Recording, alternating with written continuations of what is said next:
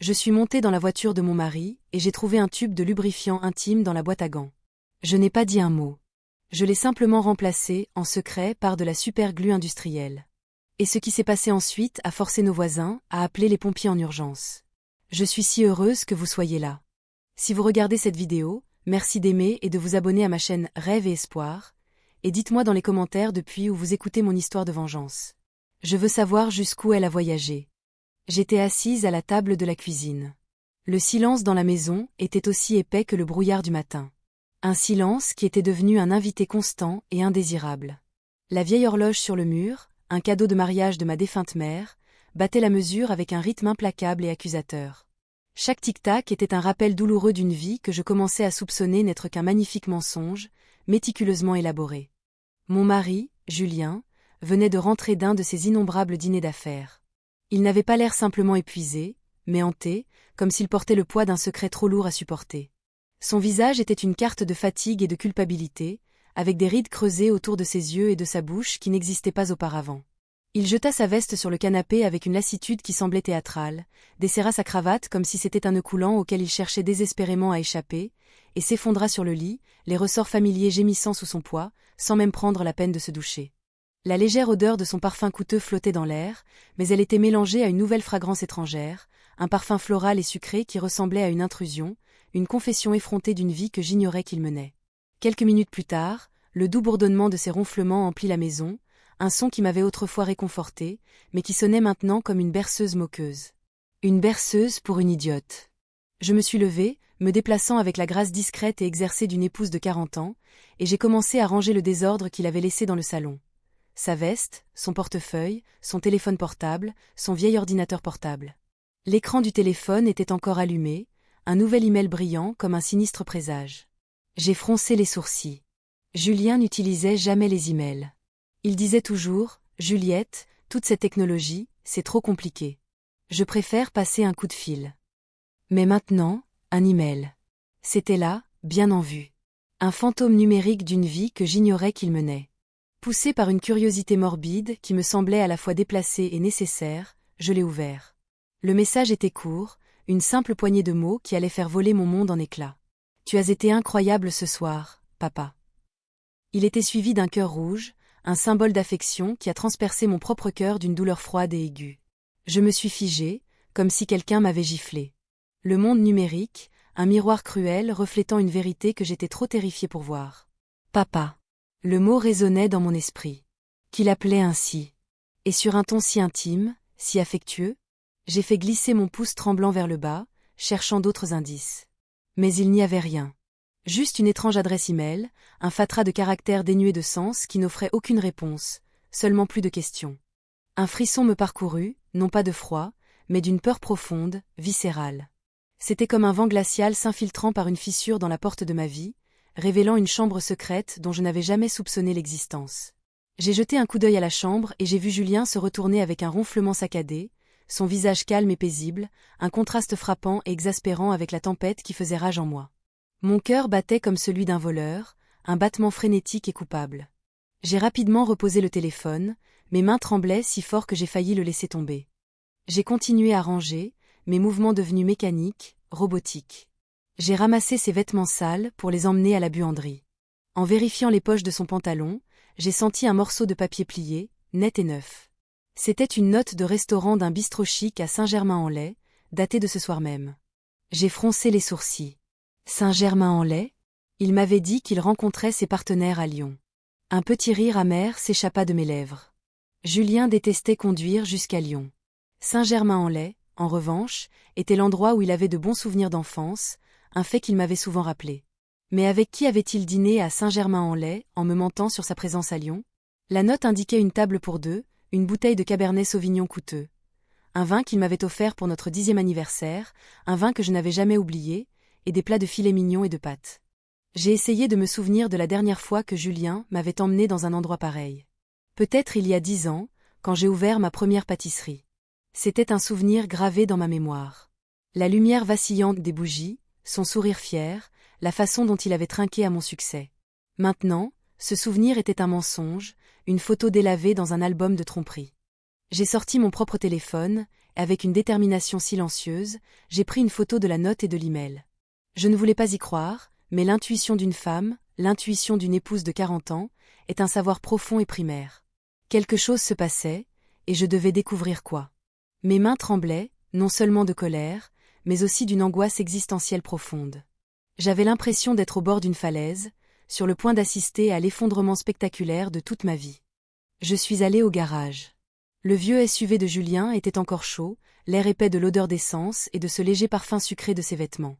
J'ai ouvert la portière, une petite angoisse froide me serrant l'estomac. J'ai allumé la lampe de poche de mon téléphone et j'ai vérifié chaque recoin du siège conducteur. Rien d'anormal, juste quelques pièces de monnaie et une bouteille d'eau vide. Mais en fouillant dans la boîte à gants côté passager, mes doigts ont effleuré quelque chose de plastique et de glissant. Je l'ai sorti et mon cœur a failli s'arrêter. Un tube de lubrifiant intime usagé avec des résidus séchés sur le bouchon, une preuve collante et accablante. Je suis resté là, dans le garage sombre, à le fixer comme si c'était un sale secret, une manifestation tangible de mes pires craintes. Julien et moi n'avions plus de relations intimes depuis des années. Il disait toujours qu'il était fatigué, que l'âge avait sapé son désir. Alors, à quoi servait ce lubrifiant? La question résonnait dans mon esprit, chaque syllabe un coup de marteau sur ma fragile réalité. Je me sentais paralysée, mais j'ai gardé la tête froide, un instinct de survie prenant le dessus. Je l'ai remis exactement là où je l'avais trouvé. Je me suis essuyé les mains avec une serviette en papier, les frottant à vif, comme si j'avais peur que la trahison laisse une marque permanente sur ma peau. J'ai continué à chercher, cette fois plus soigneusement, plus méthodiquement. Sous la banquette arrière, j'ai trouvé des serviettes en papier froissé, imprégnées d'un parfum floral et sucré qui n'était ni masculin, ni mon doux et familier parfum de rose. L'odeur était étrangère, provocante, un cri fort et vulgaire d'infidélité dans le sanctuaire silencieux de notre garage. J'ai tout pris en photo, le lubrifiant, les serviettes, comme si je pouvais capturer l'odeur dans une image. J'ai refermé la voiture et je suis rentré, le poids des preuves m'écrasant, plus lourd que n'importe quel sac de farine que j'avais jamais soulevé. Je me suis assise à la table de la cuisine, mes mains tremblant de manière incontrôlable alors que je reprenais le téléphone de Julien. À ce stade, j'étais presque certaine qu'il me trompait. J'ai vérifié ses messages, mais il n'y avait que des discussions de travail, froides et sèches, comme un paysage désertique. Sa boîte de réception était vide, à l'exception de cet étrange email. J'ai vérifié les dossiers des messages envoyés et des brouillons. Rien. Tout était trop propre, trop parfait, de manière suspecte, comme s'il avait effacé toute trace de sa tromperie. Un maître du mensonge, pensais-je amèrement. Ma rage était maintenant une pierre froide et dure dans ma poitrine, et une nouvelle émotion, plus dangereuse, commençait à s'éveiller en moi. Un désir de vérité, un besoin d'exposer le mensonge, quel qu'en soit le prix. Le lendemain matin, alors que le soleil se levait et que la douce lumière filtrait à travers les rideaux, j'étais déjà réveillée, un fantôme dans ma propre maison. L'image du lubrifiant, la note du restaurant et cet email ne cessaient de tourner dans ma tête, un carrousel venimeux de doutes. Je me tenais dans la cuisine, mes mains occupées, mais mon esprit en plein tourbillon. J'ai préparé un petit déjeuner simple, 2 œufs au plat, du pain grillé et une tasse de café noir bien fort, comme Julien l'aimait. Je n'avais presque pas dormi de la nuit. Julien est descendu, l'air fatigué, les cheveux en désordre et les yeux encore ensommeillés. Il s'est assis à table, a pris sa tasse de café, en a bu une gorgée et l'a reposée à moitié pleine. « J'ai une réunion importante aujourd'hui », dit-il d'une voix rauque, une réplique répétée d'innombrables fois auparavant, sans me regarder dans les yeux. « Je suis sûr que je rentrerai tard. » Il était si doué pour ça, pensais-je. Les mensonges faciles, le ton désinvolte, cela me glaçait le sang. J'ai hoché la tête avec un sourire forcé, alors que tout ce que je voulais, c'était crier « Où est la réunion ?»« Avec qui ? Encore à Saint-Germain-en-Laye ?»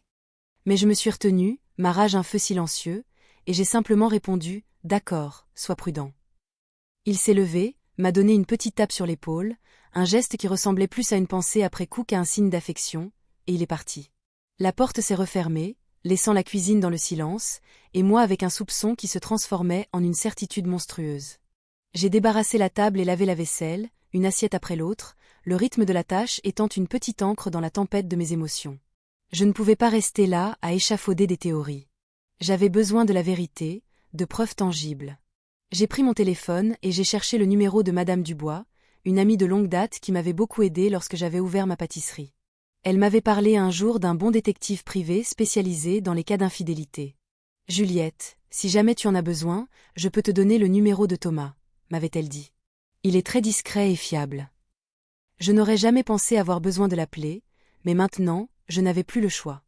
J'ai composé son numéro, ma voix tremblante, chaque sonnerie un battement de tambour de mon anxiété grandissante. Allô, Madame Dubois. Pouvez-vous m'aider à contacter Thomas? J'ai besoin de lui. Elle est restée silencieuse quelques secondes, une pause qui en disait long, avant de répondre, Juliette, que se passe-t-il? Julien a fait quelque chose? J'ai soupiré, ne voulant pas entrer dans les détails par téléphone, ma fierté meurtrie et à vif. J'ai juste besoin de connaître la vérité. Pouvez-vous m'aider? Madame Dubois, une femme de peu de mots mais d'une profonde intuition, a accepté immédiatement, et à peine 1 heure plus tard, j'ai reçu un message de Thomas me demandant de le rencontrer à midi dans un petit café du centre-ville. Madame Roberts, ne vous inquiétez pas. Je vais vous aider, écrivait-il. Le message était court, mais il suffisait à me procurer un peu de soulagement. Une bouée de sauvetage dans un océan de tromperies. À midi, je suis allée au café, un petit endroit avec des tables en bois usé et l'arôme de café torréfié qui emplissait l'air, une odeur qui me réconfortait d'habitude, mais qui semblait étrangement étrangère maintenant. J'ai choisi un coin isolé où personne ne me remarquerait, une ombre dans une pièce pleine de lumière.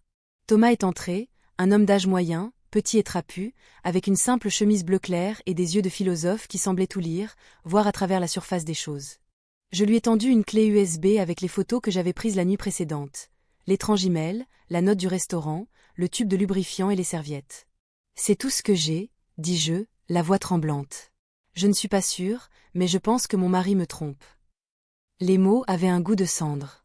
Thomas a hoché la tête, examinant chaque image sur son téléphone, son visage impassible, une façade professionnelle cachant ses pensées. Il prenait soigneusement des notes dans un petit carnet. Madame Roberts, je comprends. Je commencerai à suivre Monsieur Roberts cet après-midi. Ne vous inquiétez pas, je vous tiendrai au courant dès que possible. Je l'ai regardé, essayant de retenir les larmes qui me brûlaient les yeux. Merci, dis-je doucement. Je veux juste savoir la vérité, quelle qu'elle soit. Thomas a hoché la tête avec un regard compatissant, une lueur de compréhension dans ses yeux. Je ferai de mon mieux. Rentrez chez vous et ne faites rien qui puisse éveiller les soupçons. J'ai quitté le café et j'ai marché à travers la foule. Mais je ressentais une solitude que je n'avais jamais connue auparavant. 40 ans de mariage, une vie entière construite sur une fondation de confiance qui s'effritait maintenant sous mes pieds.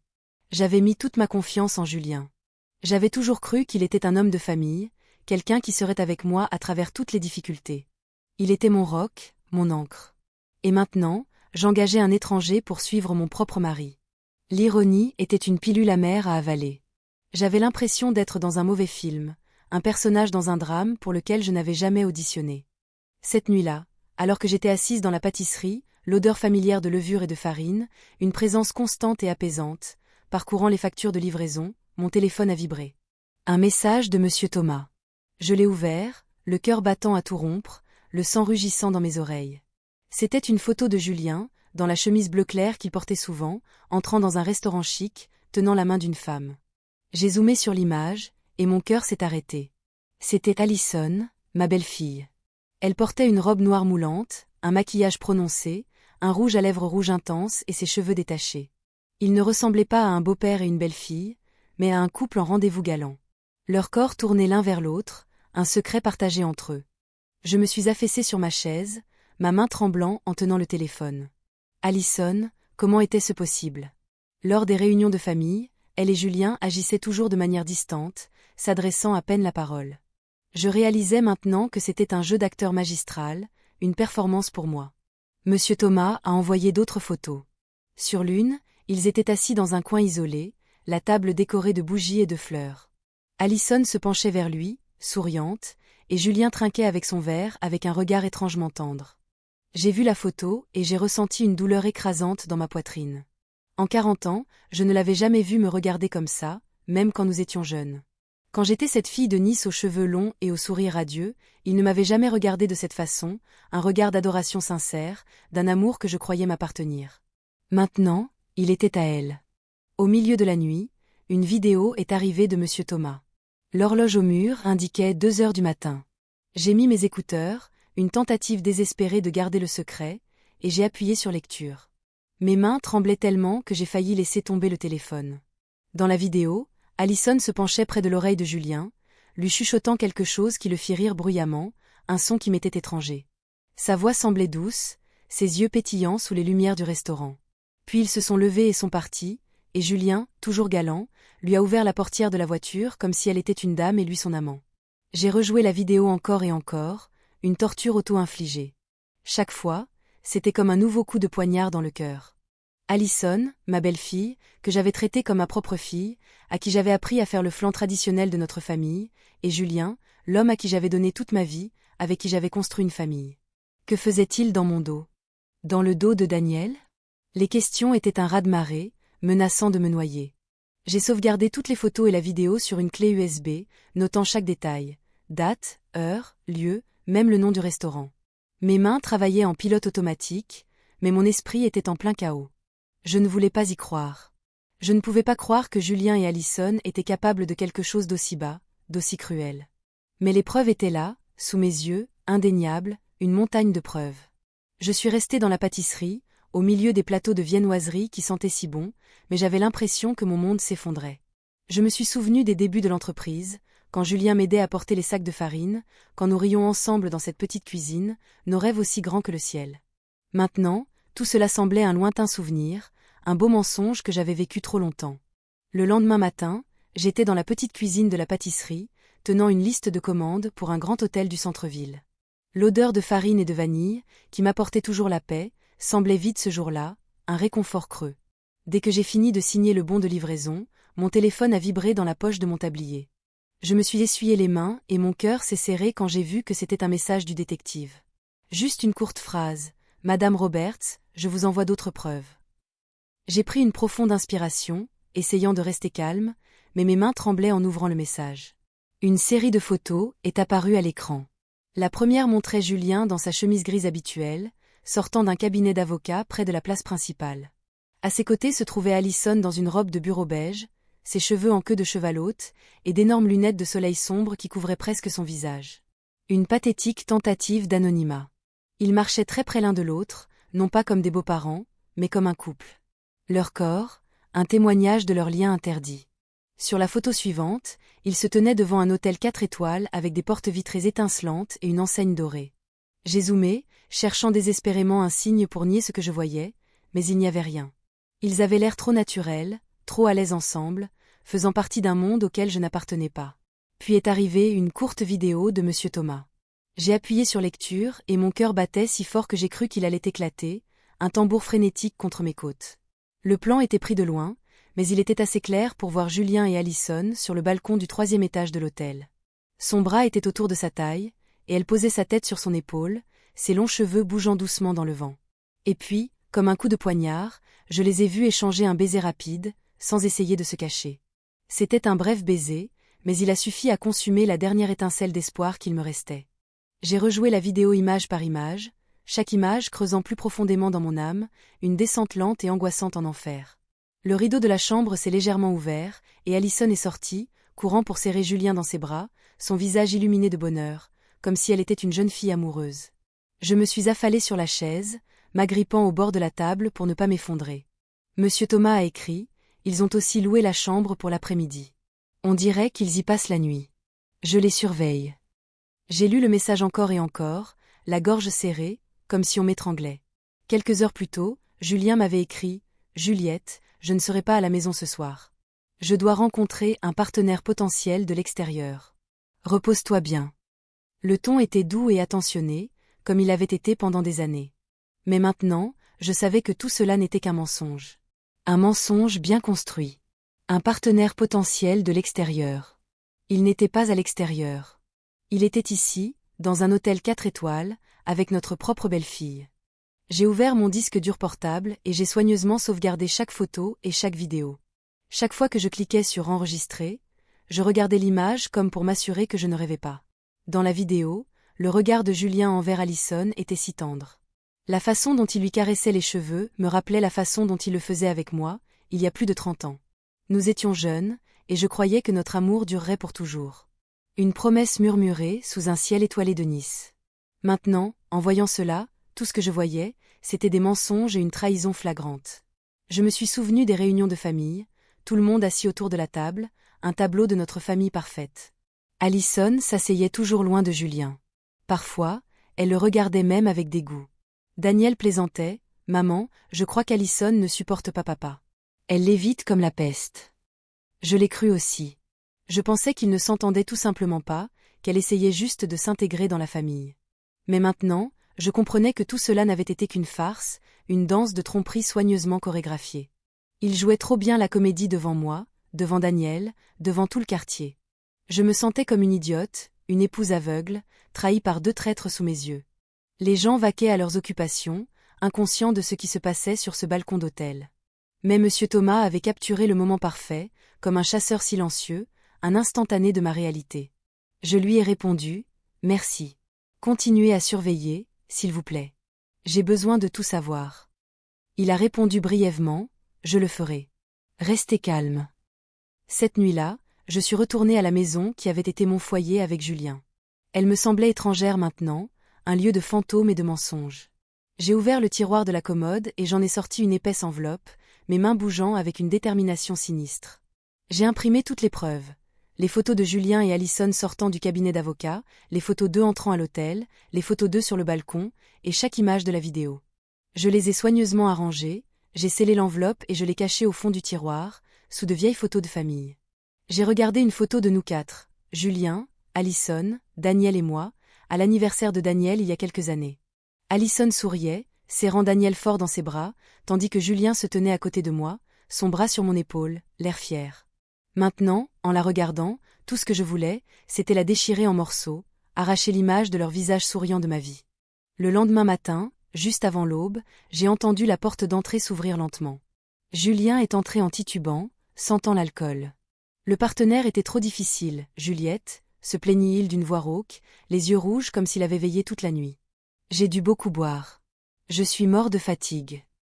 J'étais dans la cuisine, un verre d'eau à la main, le regardant jouer sa comédie tout en ayant l'impression qu'il remuait le couteau dans la plaie. « Repose-toi, » répondis-je calmement comme toujours, la voix exercée d'une épouse. « Tu dois aller travailler demain. » Il a hoché la tête, m'a donné une tape sur l'épaule comme si de rien n'était, et s'est traîné jusqu'à la chambre.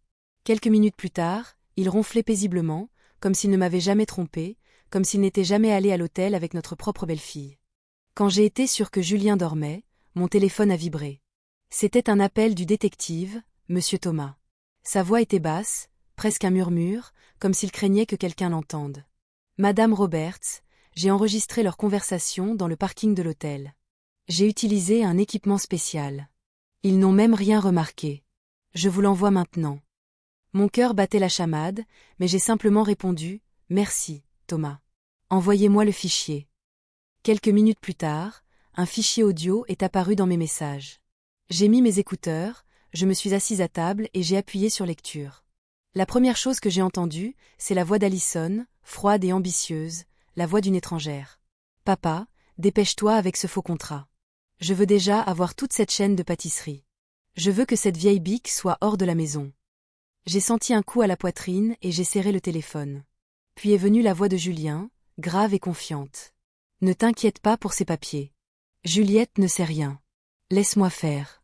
Elle me fait beaucoup trop confiance. » C'était comme un couteau qui se tordait dans mon cœur. Il ne se contentait pas de me tromper. Il prévoyait de prendre tout ce que j'avais construit. La chaîne de pâtisserie. Toute la sueur, les larmes et les nuits blanches. Pâtisser chaque fournée. Courir dans toute la ville pour faire les livraisons afin de maintenir ma réputation. Tout cela m'appartenait. Julien ne s'était jamais sali les mains dans la cuisine. Il n'avait jamais travaillé au comptoir ni signé de contrat avec les hôtels. Et maintenant, lui et Alison voulaient tout me prendre. Me chasser de la maison que j'avais transformée en foyer. J'ai failli craquer, mais j'ai gardé assez de sang-froid pour copier l'audio sur la clé USB où je gardais les autres preuves. J'ai soigneusement noté l'heure et le lieu, comme pour essayer de rester stable au milieu de la tempête. Le lendemain matin, alors que je préparais le café dans la pâtisserie, mon téléphone a de nouveau vibré. Thomas a envoyé une autre série de nouvelles photos, prises avec un téléobjectif. Sur celle-ci, Julien et Alison étaient dans sa voiture, avec une épaisse pile de papier devant eux. Alison avait un stylo rouge et marquait le document avec attention. Julien, à côté d'elle, hochait la tête et souriait, comme s'il était en parfait accord. Thomas a écrit « J'ai entendu quelque chose. Il semble qu'il veuille utiliser un contact à l'étude de notaire pour faire le transfert. Je vais enquêter davantage. » J'ai zoomé sur la photo. Je pouvais voir les lettres sur le papier, même si je ne pouvais pas les lire. Mais je savais que ce n'étaient pas des papiers de travail normaux. Ils prévoyaient de voler tout ce pour quoi j'avais travaillé, étape par étape. J'étais assise là, au milieu des plateaux de viennoiserie qui sentaient si délicieusement bon. Mais j'avais l'impression que tout mon monde s'effondrait. J'ai rouvert le fichier audio, mis mes écouteurs et écouté chaque phrase, chaque mot qu'ils avaient prononcé. Cette misérable vieille bique. C'est ainsi qu'Alison m'appelait.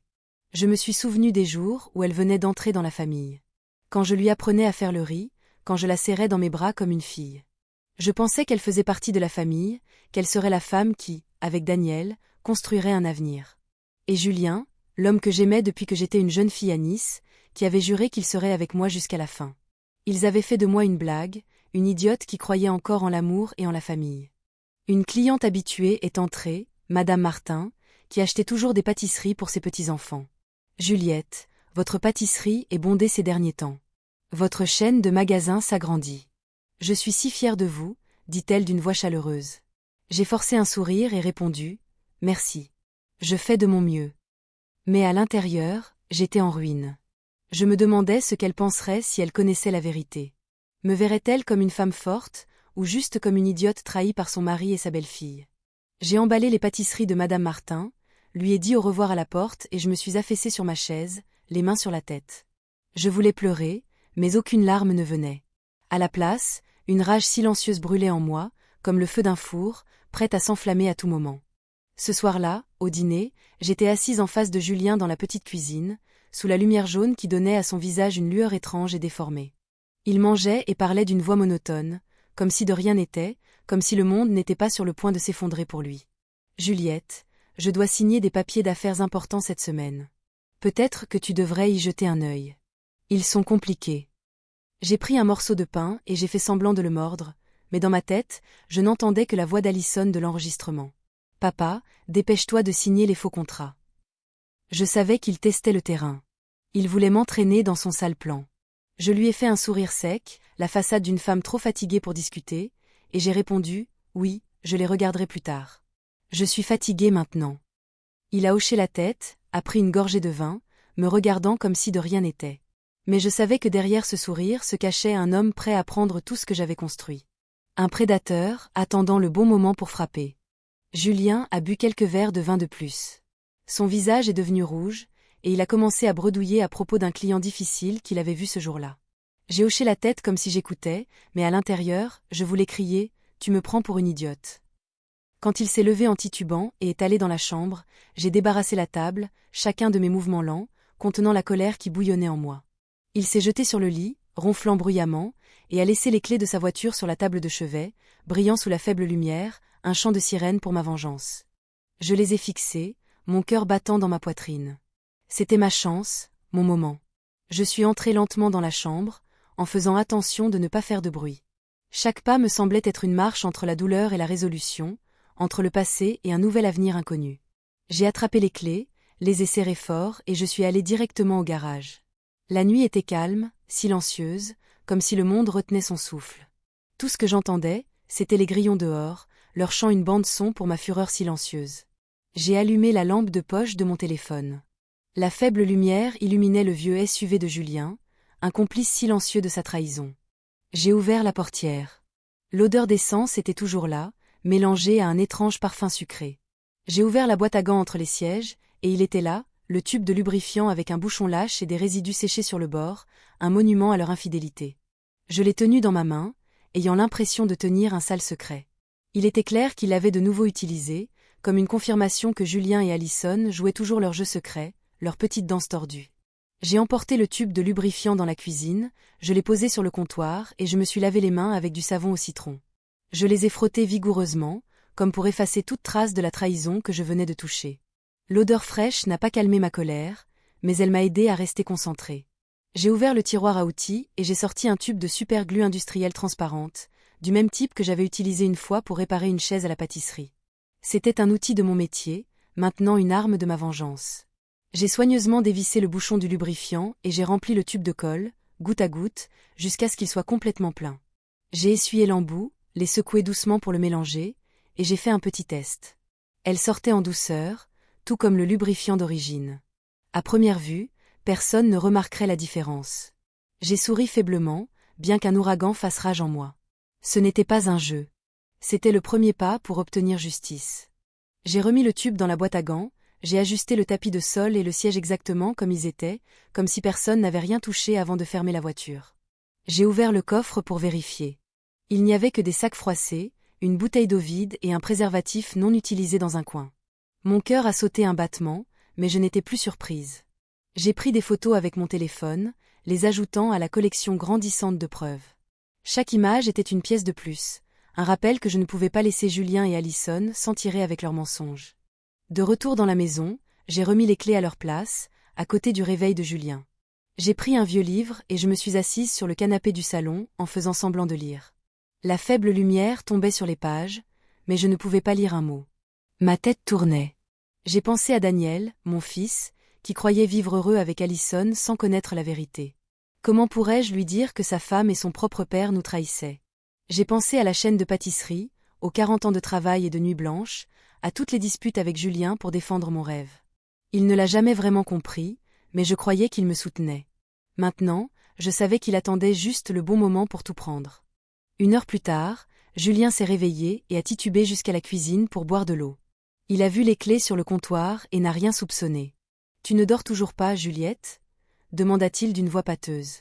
J'ai souri et répondu « Non, je lis un peu. » « Finis ton eau et retourne te coucher. » Il a hoché la tête, a bu, et est retourné dans la chambre, ronflant immédiatement. Je l'ai regardé comme s'il était un étranger. Cet homme, qui avait un jour promis d'être avec moi jusqu'à la fin, prévoyait maintenant de détruire ce que j'aimais le plus. Mais il ne savait pas que j'avais déjà commencé ma contre-attaque.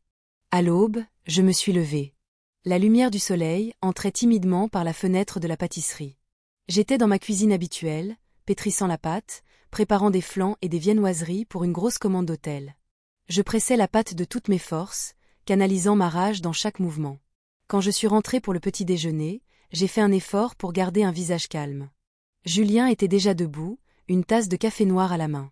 Je lui ai servi des œufs et du pain grillé. « Julien, » dis-je calmement, « je dois me rendre à Lille demain pour signer un contrat avec un nouveau partenaire.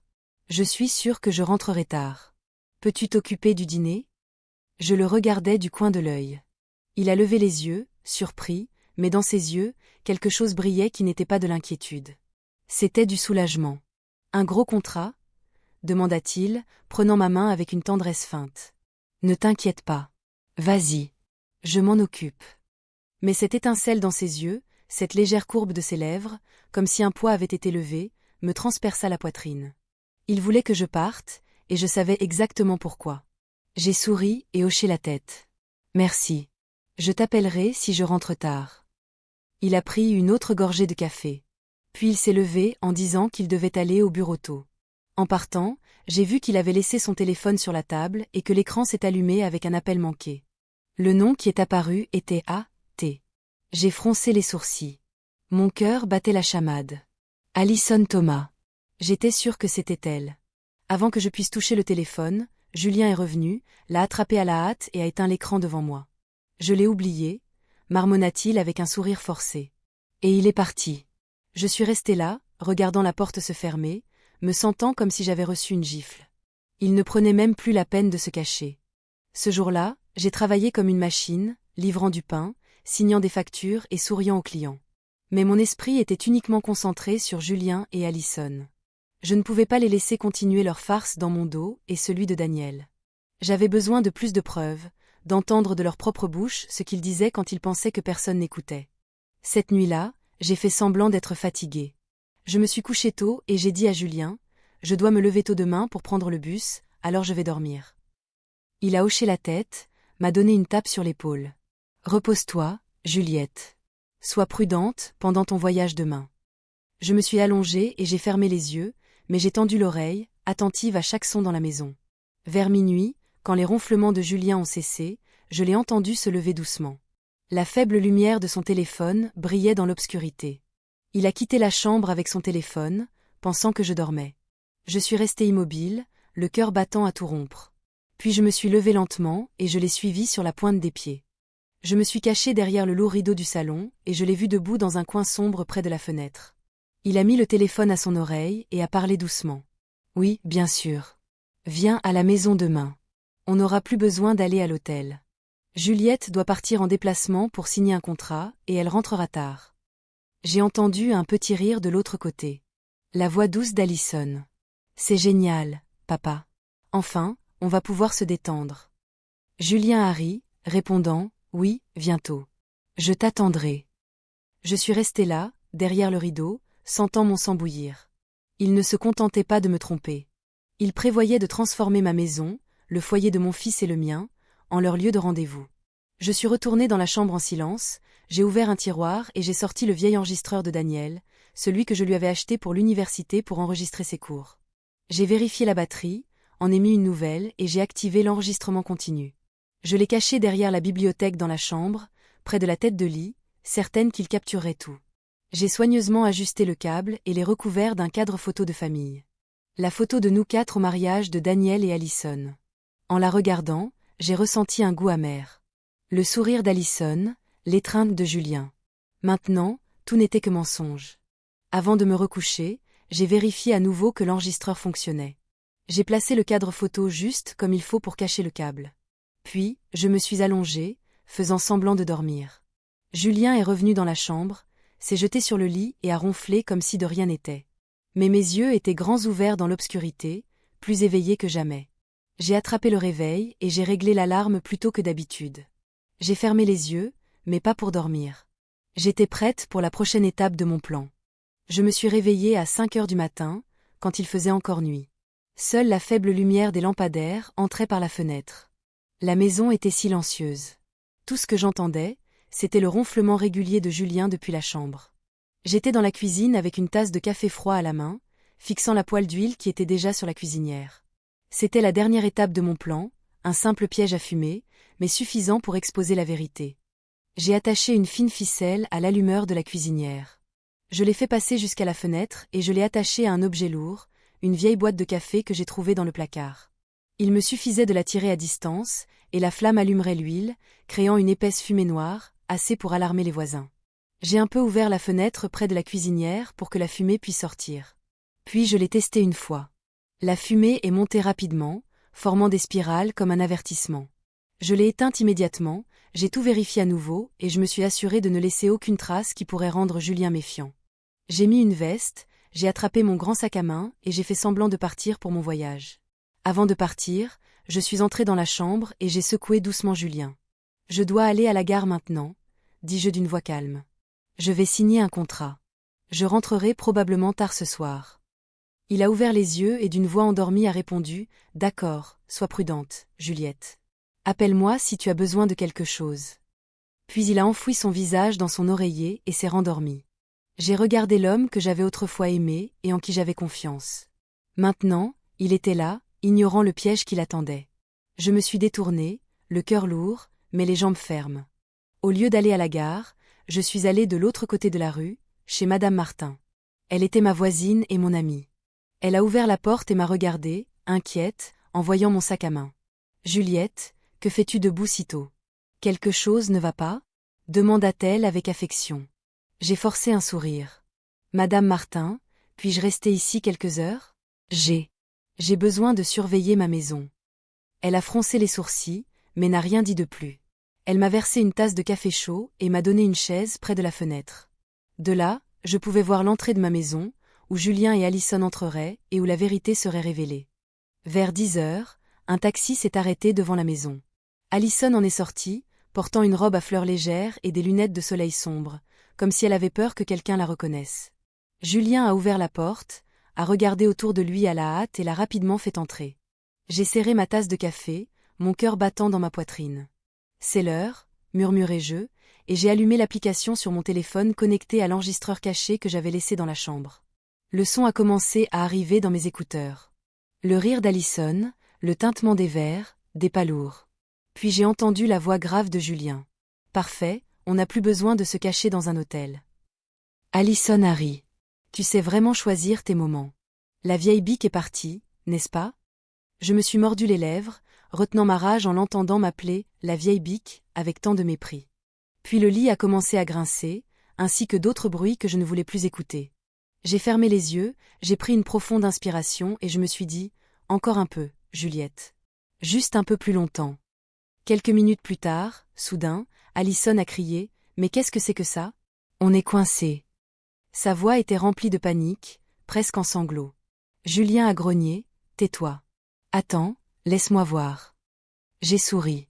J'ai à peine touché mon téléphone et j'ai activé le piège à fumer à distance. La ficelle a tiré fort. La cuisinière s'est allumée. La poêle d'huile a pris feu. Une fumée noire s'est échappée de la fenêtre de la cuisine en épaisse spirale, se propageant à l'extérieur comme un signal d'alarme. Madame Martin a eu le souffle coupé. Elle a regardé par la fenêtre. Juliette, ta maison est en feu. J'ai fait semblant d'avoir peur, mais à l'intérieur, je me sentais étrangement calme. Les voisins ont commencé à sortir dans leur jardin, criant « La maison de Juliette est en feu. Appelez les pompiers. » Un homme à côté, Monsieur Dubois, a rapidement sorti son téléphone et a appelé la caserne de la ville.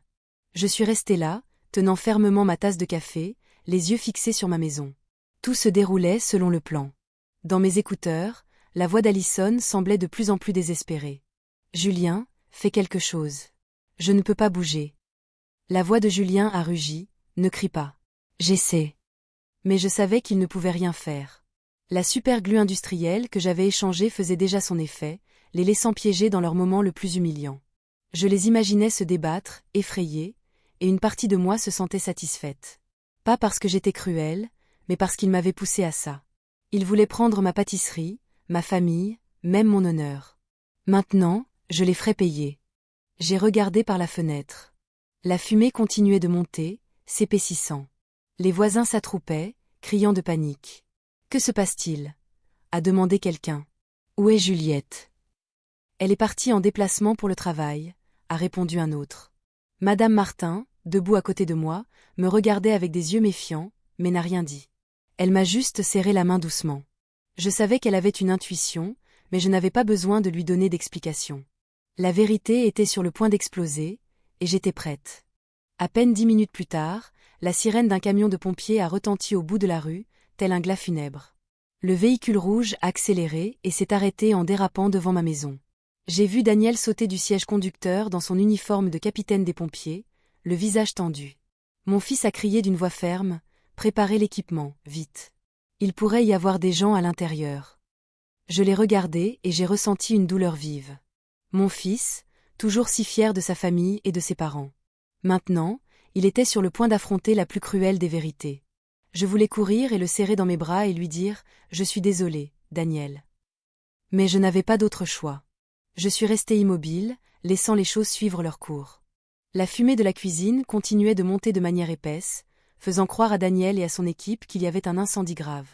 Mon fils a ouvert la voie avec un bélier, enfonçant la porte d'entrée. Le bruit du bois qui se brise a résonné dans l'air. Ses coéquipiers l'ont suivi avec des lances et des extincteurs. J'écoutais le vacarme venant de la chambre. Les cris désespérés de Julien mêlés aux sanglots d'Allison. « Fais quelque chose, Julien. Je ne peux pas bouger. » Julien grognait, « Tais-toi. Ne crie pas. » Je me suis mordu les lèvres, serrant le téléphone où l'application transmettait toujours l'audio du micro caché. Ils étaient piégés, impuissants, exactement comme je l'avais calculé. Daniel est entré dans la chambre et je pouvais imaginer ce qu'il a trouvé. Son propre père et sa femme, nus, collés l'un à l'autre sur le lit, leurs visages pâles de douleur et de panique. Je n'étais pas là, mais à travers mes écouteurs, j'ai entendu la voix de Daniel faiblir. « Quoi ? Qu'est-ce que c'est ?» Un pompier derrière lui a murmuré de surprise « Oh mon Dieu !» Un autre n'a pas pu se retenir et a laissé échapper un rire nerveux, mais Daniel a immédiatement crié « Silence !» Je savais que ce cri n'était pas seulement pour maintenir l'ordre, mais la dernière tentative de mon fils pour cacher sa douleur. L'humiliation était maintenant exposée non seulement à Daniel, mais à toute l'équipe de pompiers et à tout le quartier. Un pompier est sorti en courant et a dit à Daniel « Capitaine, la fumée est maîtrisée. » C'était juste un petit feu d'huile. Rien de grave. Mais Daniel n'a pas répondu. J'ai imaginé le jeune homme encore dans la chambre, figé par ce qu'il voyait. Les voisins ont commencé à arriver, s'attroupant devant la porte, pointant du doigt et chuchotant. « Que se passe-t-il » ? « C'est Julien et sa belle-fille » a crié une femme, la voix pleine de stupéfaction. « Oh mon Dieu, comment cela a-t-il pu arriver » a ajouté une autre. Madame Martin, debout à côté de moi, a sorti son téléphone et a commencé à enregistrer en silence, rapprochant la caméra de Julien et Alison, qui se tordaient dans le lit, leurs visages déformés par la douleur. Elle m'a regardé avec des yeux pleins de pitié et de colère. « Juliette, tu savais, n'est-ce pas ?» Je n'ai pas répondu. J'ai juste hoché doucement la tête sans quitter la fenêtre des yeux. Daniel est sorti de la chambre. J'ai entendu le bruit sourd de ses bottes sur le parquet. À travers le casque, j'ai entendu Julien crier d'une voix rauque, « Fais sortir tout le monde d'ici. Ferme la porte, Daniel. » Mais il était trop tard. Tout le quartier était rassemblé, leurs visages montrant du dédain, leur chuchotement ressemblant à un cœur de honte. Le beau-père et la belle-fille pris sur le fait. « Incroyable !» s'exclama un homme. « Pauvre Juliette. Comment en est-on arrivé là ?» soupira une autre. Les pompiers, après un moment d'hésitation, ont dû agir. Ils ont enroulé des draps autour de Julien et Alison, essayant de couvrir leurs corps collés ensemble, et les ont sortis sur des brancards. J'entendais les sanglots brisés d'Alison mêlés à ses gémissements de douleur. « S'il vous plaît, faites quelque chose. Je n'en peux plus. » Julien marmonnait faiblement, « Ne laissez personne nous voir. » Mais tout le quartier avait déjà vu. Il y avait des regards de dégoût, des rires moqueurs et des hochements de tête déçus. Ils ont été sortis, enveloppés dans un fin drap au milieu des murmures grandissants. Quelle honte! Le beau-père et la belle-fille. Mon Dieu, quelle saleté! La foule était toujours rassemblée à l'entrée lorsque l'ambulance est partie avec sa sirène hurlante. Parmi les voix fortes, j'ai entendu des éclats de rire. Quel spectacle! A crié Monsieur Dubois. Je n'arrive pas à croire qu'il y ait deux personnes aussi sans vergogne dans ce monde. Une vieille femme a secoué la tête et a chuchoté à la personne à côté d'elle, « Pauvre Juliette. » Je me tenais parmi les gens, faisant semblant d'être surprise, comme si je venais de courir depuis la gare. Daniel se tenait immobile dans la cour, les bras ballants, le visage pâle comme un fantôme. Ses coéquipiers évitaient de le regarder et rassemblaient tranquillement leurs outils. Je savais que Daniel n'était pas seulement choqué de voir son père et sa femme collés ensemble dans le lit, mais par la double trahison des deux personnes qu'il aimait le plus. Je voulais courir le serrer dans mes bras pour lui dire que j'étais désolée de lui avoir fait voir quelque chose comme ça, mais je me suis retenue et j'ai marché derrière Madame Martin, qui m'a accompagnée en silence à l'hôpital. Nous nous sommes assises dans le couloir du 3e étage, attendant, pendant que je maintenais l'air inquiet d'une femme qui venait d'apprendre que sa maison avait pris feu. Des heures plus tard, un médecin est sorti, de la sueur sur le front. Il m'a regardée et a parlé à voix basse. « Madame Roberts, nous avons réussi à les séparer. Heureusement, il n'y a pas eu de dommages graves. Ils ont juste besoin d'une pommade pour la peau. » J'ai hoché la tête, faisant semblant d'être soulagée, tandis que mes doigts effleuraient discrètement mon sac à main où j'avais caché 2 tubes de moutarde forte que j'avais préparés. « Merci, docteur, » dis-je, ma voix tremblante pour cacher mes plans. « Puis-je les voir ?» Il a hoché la tête et m'a conduite au poste des infirmières où ils m'ont donné 2 tubes de pommade. L'infirmière, une jeune femme, m'a regardée avec compassion. « Madame, c'est une situation très difficile. Je suis vraiment désolée. » J'ai fait un faible sourire, et au moment où elle s'est retournée, j'ai échangé les tubes contre la moutarde que j'avais dans mon sac. Mes mains ont bougé rapidement et avec assurance, comme si je l'avais répété des centaines de fois dans ma tête. Je suis entrée dans la chambre d'hôpital avec un tube de moutarde à la main, feignant l'inquiétude. « Julien, Alison, ça va ?» Alison était dans le lit, les cheveux en désordre, les yeux rouges, incapable de me regarder. Julien, toujours pâle, a marmonné, « Juliette, je peux expliquer. » Mais je ne l'ai pas laissé continuer. J'ai posé le tube de moutarde sur la table à côté du lit et je suis partie. Quelques minutes plus tard, un cri déchirant est venu de la chambre. Alison se couvrait le visage, en pleurant. « Ça brûle. Ma peau est en feu. » Julien se tordait dans le lit, en jurant. « Qu'est-ce que c'est que ça? Qui a fait ça ?» Tout le couloir était en émoi. Les patients et les membres de leur famille sont sortis pour regarder. Une vieille femme a chuchoté à son fils, « Ce sont eux. Le couple de la vidéo de ce matin sur Internet. Le beau-père avec la belle-fille. Quelle honte !» Un autre a ajouté, « Il le mérite. » Le médecin a couru dans la chambre en demandant aux infirmières de nettoyer leur peau et d'appliquer un agent neutralisant. Mais l'humiliation de Julien et Alison était déjà publique, impossible à arrêter. La vidéo de Madame Martin les montrant sortis sur un brancard s'était répandue dans tout le quartier et sur les réseaux sociaux. J'étais dans le couloir, écoutant les murmures, ayant l'impression que le monde entier assistait à la chute de ces 2 traîtres. Quand la foule s'est dispersée, Daniel est entré dans la chambre avec un épais dossier à la main. Je l'avais appelé dès que l'ambulance était partie, lui demandant de prendre l'enveloppe avec les preuves que j'avais sauvegardées dans le tiroir et les 2 papiers de divorce que j'avais préparés. Il m'a tendu le dossier, le regard vide, sans dire un mot. Je l'ai ouvert, j'ai sorti les documents et je les ai posés sur la table devant Julien et Alison. Je les regardai droit dans les yeux, ma voix froide mais ferme. 40 ans de mariage se terminent ici. Signez ça et ensuite faites ce que vous voulez, tant que vous disparaissez de la vie de mon fils et de la mienne. Alison s'est effondrée en larmes, regardant Daniel. Chérie, pardonne-moi. J'ai fait une erreur. S'il te plaît, je t'en supplie. Pardonne-moi. Mais Daniel l'a juste regardé, son regard dur comme de la pierre, et est parti sans dire un mot. Julien a essayé de saisir ma main, sa voix tremblante. Juliette, écoute-moi. Je ne voulais pas ça. Je me suis dégagée, le coupant. Ne dis rien de plus, Julien. Tu as choisi ce chemin.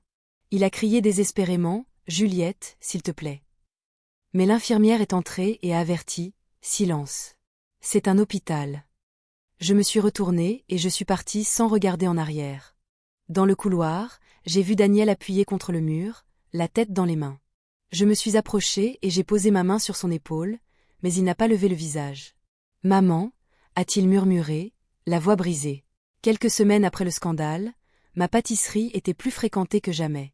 La petite cloche de la porte n'arrêtait pas de sonner. Les clients entraient et sortaient avec des sourires et des compliments. Juliette, vous êtes si forte, a dit Madame Martin, tenant un sac de flan fraîchement cuit. Tout le quartier est fier de vous pour la façon dont vous avez défendu votre entreprise familiale au milieu de toute cette saleté. J'ai souri et je l'ai remercié. Les gens me soutenaient. Ils m'appelaient une femme forte, mais seul moi savais que cette force venait des morceaux brisés de mon cœur. Chaque fois que je regardais le four où j'avais travaillé avec sueur et larmes pendant 40 ans, je me souvenais de Julien et Alison, qui voulaient tout me prendre, mais qui ont échoué. Et je suis toujours là, avec ma pâtisserie, avec Daniel, et avec une nouvelle vie. Daniel a emménagé avec moi juste après ce jour-là. Il ne parlait pas beaucoup de ce qui s'était passé, mais j'ai remarqué le changement. Il n'était plus le Daniel joyeux et toujours rieur qu'il était. Ses yeux semblaient maintenant profonds, comme s'il portait une blessure qui ne guérirait pas. « Maman, je veux rester ici un moment », m'a-t-il dit le premier soir en entrant avec sa valise. « Je vais t'aider à gérer la pâtisserie, parler aux clients, tout ce dont tu as besoin. » Je l'ai serré dans mes bras. J'ai senti la chaleur du fils que j'avais élevé et j'ai juste hoché la tête sans rien demander. Je savais que Daniel avait besoin de temps, et moi aussi. Chaque matin, nous ouvrions la pâtisserie ensemble. Je préparais le four et arrangeais les plateaux, et Daniel vérifiait les factures et appelait les hôtels et les restaurants. « Maman, le grand hôtel veut augmenter sa commande de viennoiserie pour la semaine prochaine. » M'a-t-il appelé depuis la caisse, sa voix calme, mais sans son éclat habituel. « D'accord, » répondis-je. « Confirme la commande. Je préparerai plus de pâtes. » Ces moments simples me donnaient une paix que je n'avais pas ressentie depuis des années. Il n'y avait plus de regard faux de Julien, plus de voix douce et calculatrice d'Alison. C'était juste Daniel et moi, prenant soin de ce qu'il nous restait. Les dîners se passaient juste entre nous deux maintenant. Nous nous asseyions face à face dans la petite cuisine, mangeant des repas simples. Parfois du riz avec des haricots et du poulet, parfois juste du pain avec du café. « Maman, tu peux me faire du flan ce week-end » m'a-t-il demandé un soir avec un léger sourire, le premier que j'avais vu depuis le scandale. « D'accord, » répondis-je, soulagé, « mais tu dois m'aider à remuer le caramel. » Il a hoché la tête. Et à ce moment-là, j'ai senti que nous nous remettions lentement mais sûrement.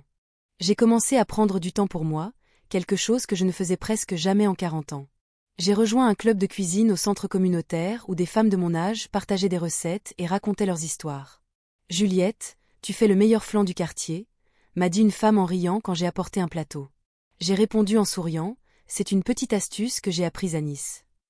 J'ai aussi commencé à aller à l'église le week-end. Je m'asseyais en silence, la lumière des vitraux sur mon visage, et je priais, non pas pour Julien ou Alison, mais pour Daniel, pour moi-même, pour que nous trouvions la force d'avancer. Parfois, je me promenais avec Madame Martin sur la place de la ville, l'écoutant parler des potins du quartier. « Tu sais, Juliette, » disait-elle, les yeux brillants, « tout le monde parle encore de Julien et Alison, mais ils disent que c'est toi qui as gagné. » Je souriais simplement sans répondre. J'ai gagné, peut-être. Mais le prix était de perdre toute ma famille. Daniel a aussi commencé à changer. Il est devenu moins silencieux et a commencé à me parler de son travail de pompier. « On a éteint un incendie au marché hier », m'a-t-il dit un soir pendant que nous dînions. C'était vraiment dangereux, maman. Mais heureusement, personne n'a été blessé. Je l'écoutais, le cœur rempli de fierté. S'il te plaît, sois prudent, dis-je, la voix tremblante. Tu es tout ce qu'il me reste. Daniel m'a regardé avec tendresse. Ne t'inquiète pas, maman. Je ne te laisserai jamais seule. Ces mots étaient comme un médicament. Ils m'ont redonné la foi que même si j'avais tant perdu, j'avais encore mon fils qui serait toujours avec moi. Un après-midi, alors que la pâtisserie était pleine de clients, je me suis assise à la caisse, regardant le mouvement dans la rue. La cloche de la porte sonnait sans arrêt. L'odeur de pain sucré emplissait l'air. J'ai regardé les plateaux de flan et de pâtisserie, et j'ai pensé à tout le chemin parcouru. J'avais construit cette pâtisserie de mes propres mains. D'une jeune fille de Nice à une femme qui savait endurer. Julien et Alison voulaient tout me prendre, mais ils ont échoué. J'ai gardé ma pâtisserie. J'ai gardé Daniel. Et surtout, je me suis gardé moi-même. Avez-vous aimé mon histoire? Et de quelle ville m'écoutez-vous? Retrouvons-nous dans les commentaires. Si vous aimez cette histoire, vous pouvez me soutenir en nous envoyant des super thanks pour que je puisse continuer à vous proposer d'autres récits comme celui-ci. Merci beaucoup pour votre précieux soutien. J'attends avec impatience vos commentaires sur l'histoire. À l'écran, vous pouvez voir 2 nouvelles histoires de vie que je vous recommande vivement. Il y en a beaucoup d'autres sur ma chaîne. N'oubliez pas de vous abonner. On se retrouve dans la prochaine histoire de vie. Avec amour et respect.